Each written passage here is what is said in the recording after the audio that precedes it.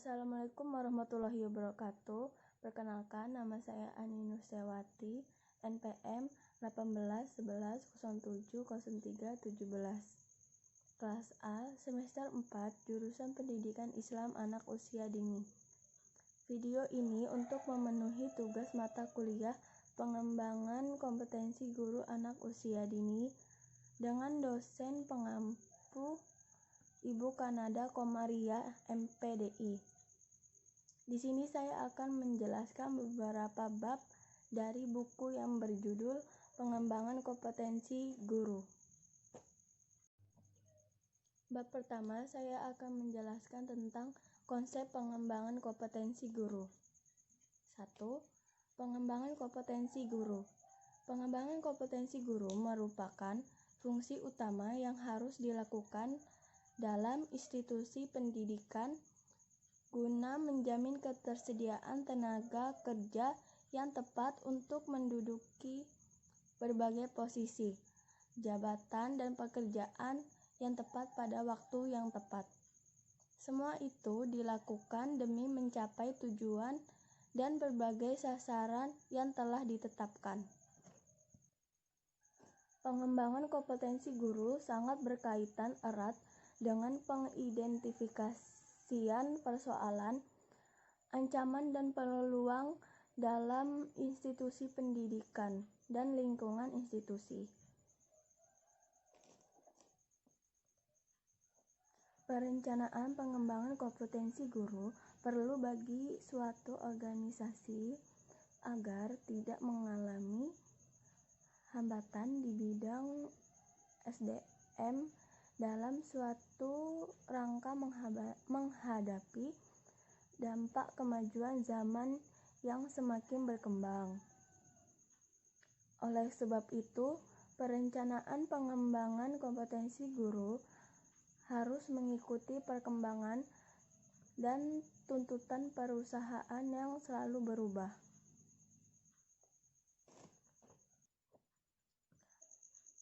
Dua, konsep pengembangan kompetensi guru. Konsep pengembangan kompetensi guru berkaitan dengan visi misi, strategi organisasi, SBU, dan strategi fungsional.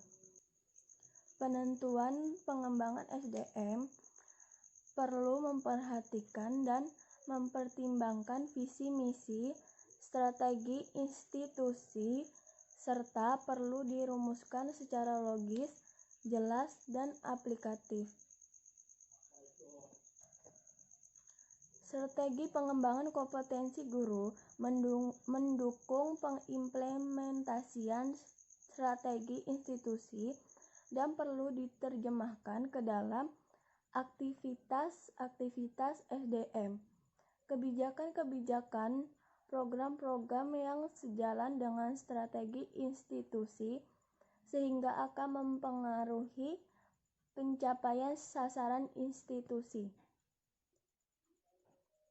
Untuk mengevaluasi pengembangan kompetensi guru, maka perlu mempertimbangkan 4 faktor sebagai berikut. A. Tingkat strategis antara lain visi, misi, dan sarana organisasi. B. Faktor internal SDM antara lain aset SDM, kualifikasi dan aktivitas SDM yang meliputi pengadaan, pemeliharaan, pelatihan, dan pengembangan, serta kebijakan-kebijakan SDM. C.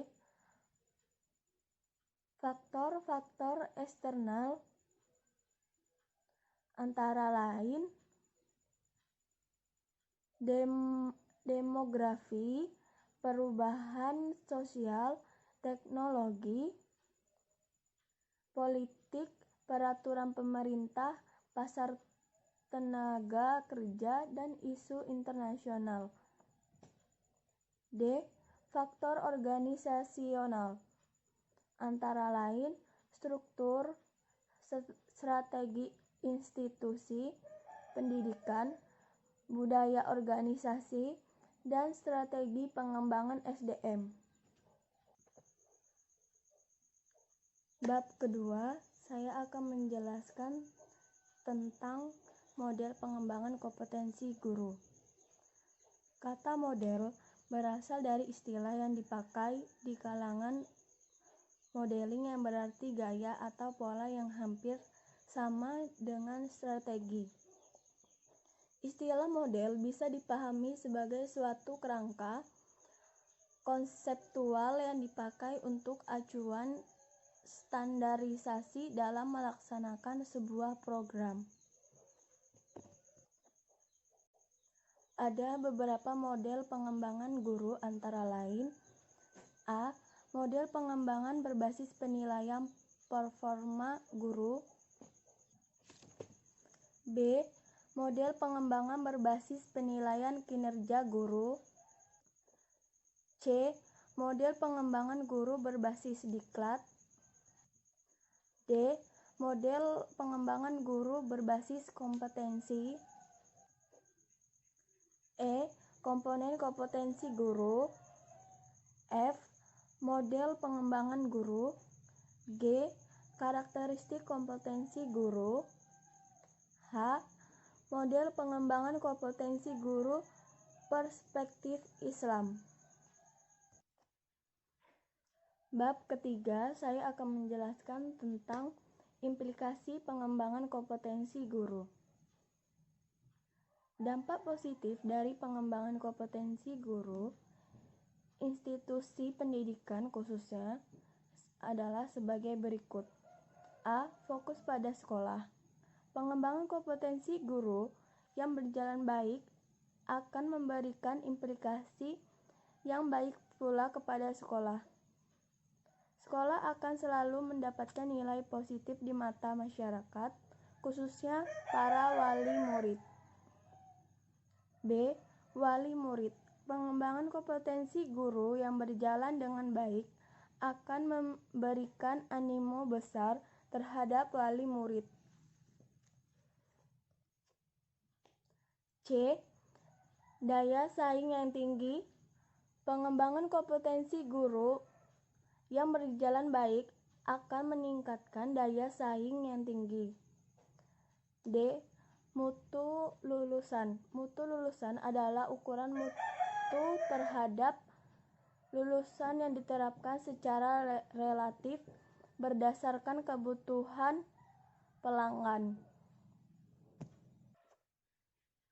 Sedangkan dampak negatif pengembangan kompetensi guru bisa menyebabkan hal-hal sebagai berikut. A. Hilangnya keunikan sekolah. Pengembangan kompetensi guru di samping pula berdampak positif juga bisa berdampak negatif. Misalnya, keunikan sekolah hanya menitikberatkan planning, organizing, accounting, dan tujuan semata. B. Terintegrasi dengan manajemen barat.